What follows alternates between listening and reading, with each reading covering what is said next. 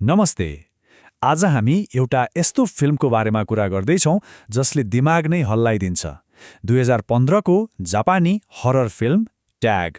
यो कुनै सामान्य भूतप्रेतको फिल्म होइन है। यो त एउटा यस्तो यात्रा हो जहाँ वास्तविकता के हो, भ्रम के हो, छुट्याउनै मुस्किल पर्छ। हरेक पाइलामा नयाँ डर। ल, सुरु गरौँ त यो अनौठो यात्रा। फिल्मको मुट्टु नै यही एउटा लाइन हो, हाम्रो भाग्य त पहिले नै लेखिएको छ, तर हामी यसलाई बदल्न पनि सक्छौं। कस्तो गहिरो कुरा होइन त? यसले सोच्न बाध्य बनाउँछ कि हाम्रो जीवनको बाटो पहिले नै तय भइसकेको छ कि हामीसँग त्यसलाई मोड्ने तागत छ। यही प्रश्नलाई मनमा राखेरै फिल्म अगाडि बढ्छ। लो, अब कथा सुरु हुन्छ। कातिल हावाको कहर। स्क्रिनमा हेर्दा त कस्तो रमाइलो देखिन्छ हैन? मित्सुको एउटी स्कुल केटी साथीहरूसँग बसमा रमाइलो गर्दै गइरहेकी छे। सबै कुरा एकदमै नर्मल छ, तर यो शान्ति धेरै बेर टिक्दैन। केही बेरमै यो सामान्य दिन यस्तो भयानक बन्दैछ जसको कसैले कल्पना पनि गरेको थिएन। हेर्नुस् त, कस्तो सानो कुरा। साथीले जिस्काउँदा मित्सुकोको कलम भुइँमा खस्छ। उनी त्यो उठाउन निहुरिन्छ र त्यही एक सेकेन्डले उसको ज्यान बच्छ, किनकि ठिक त्यही बेला एउटा अदृश्य शक्ति मानव हावा नै चक्कु बनेर आयो अनि बसलाई बीचबाटै दुई टुक्रा पारिदियो। एकै झट्कामा बसभित्रको हाँसो चित्कारमा बदलियो। सोच्नुस् त, मार्ने को हो? कुनै मान्छे होइन, कुनै राक्षस होइन। मार्ने त हावा हो। एउटा यस्तो हावाको झुक्का जसले मान्छेलाई टुक्रा टुक्रा पारिदिन्छ। अब भन्नुस्, यस्तो अदृश्य दुश्मनसँग कसरी लड्ने, कसरी भाग्ने? यही कुराले त यो फिल्मलाई झनै डरलाग्दो बनाउँछ। अब मित्सुकोको हालत के भयो होला? उनी डराएर काप्दै त्यो रक्ताम्य बसबाट बाहिर निस्किन्छ र भाग्न थाल्छ। तर त्यो कातिल हावा रोकिएको छैन। उसको पछि बाटोमा जो भेटिन्छ सबैलाई सखा पार्दै अघि बढ्छ। उनी बस दौडिरहन्छ ज्यान बचाउन। अब सुरु हुन्छ अर्को अध्याय। अनौठो स्कुल, नयाँ खतरा। दौडिँदा मित्सुको एउटा स्कुलमा पुग्छ। उसलाई लाग्छ, ल अब बाँचियो। तर के साँच्चै कि यो अर्को जाल हो? अझै ठूलो खतरा त अब पो सुरु हुँदैछ। स्कुलभित्र उसले आफ्नै मिल्ने साथीलाई भेट्छ, तर यहाँ कुरा झनै गडबड हुन्छ। मित्सुकोले रुँदै बसमा भएको घटना सुनाउँछ, तर साथीले त हाँसेर उडाइदिन्छ। भन्छ त्यो त सामान्य हावा थियो, केही पनि भएको थिएन। अब भन्नुस्, कसको कुरा साँचो? मित्सुकोले देखेको कि उसको साथीले भनेको? के मित्सुको पागल भई कि ऊ कुनै अर्कै दुनियाँमा आइपुगी? क्लासरुमको दृश्य त झनै अनौठो छ। टिचरले मिरर वर्ल्ड अर्थात् ऐना संसारको कुरा गरिरहेकी हुन्छन्। अनि अचानक सिरानी फाइट सुरु हुन्छ।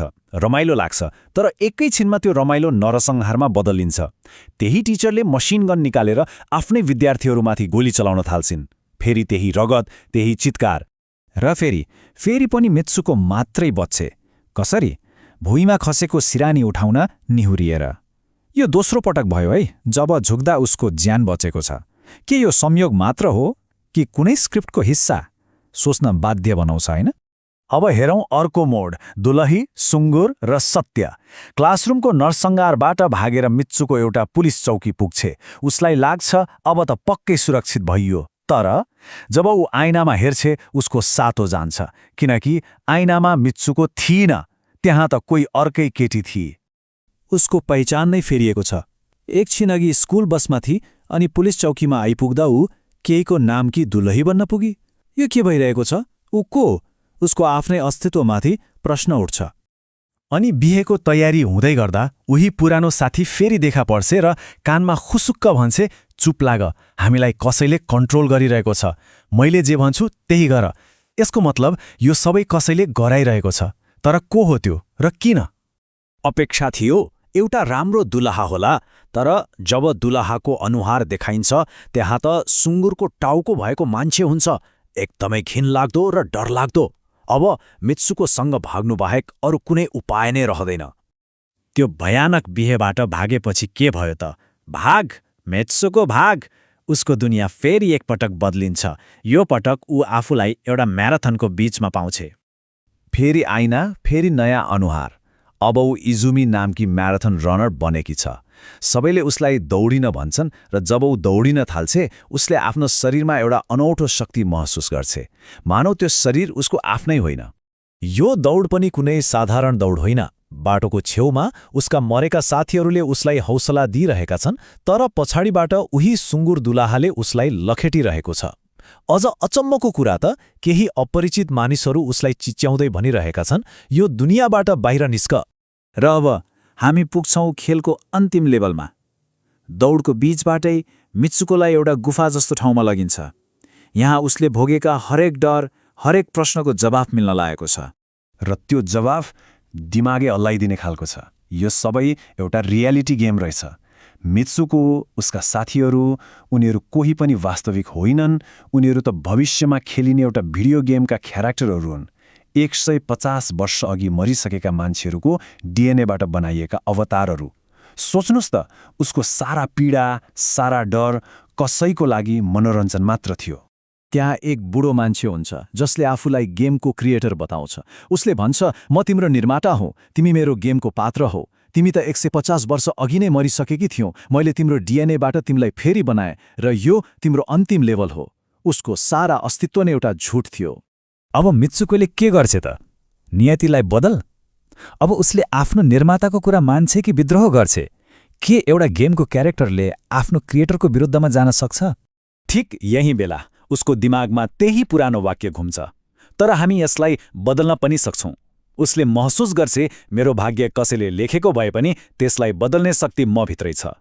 चाहे त्यो भाग्य लेख्ने मान्छे मेरो अगाडि नै किन नहोस्। र ऊ त्यो असम्भव निर्णय लिन्छे। पहिलो, उसले निर्माताको आदेश मान्न अस्वीकार गर्छे। दोस्रो, उसले फाइनल बसलाई आफ्नै तरिकाले सिद्ध्याइदिन्छे। र तेस्रो, सबैभन्दा साहसी कदम, उसले आफ्नै अवतारलाई मारेर गेमलाई भित्रैबाट ध्वस्त पारिदिन्छे।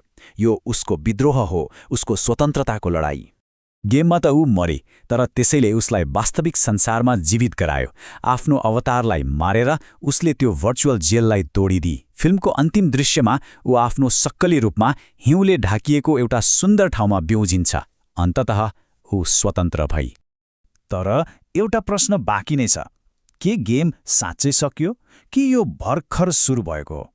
के यो उसको वास्तविक स्वतन्त्रता हो, कि गेमको अर्को अझै ठूलो लेभल? फिल्मले हामीलाई यही प्रश्नको साथ छोडिदिन्छ, सोच्नको लागि।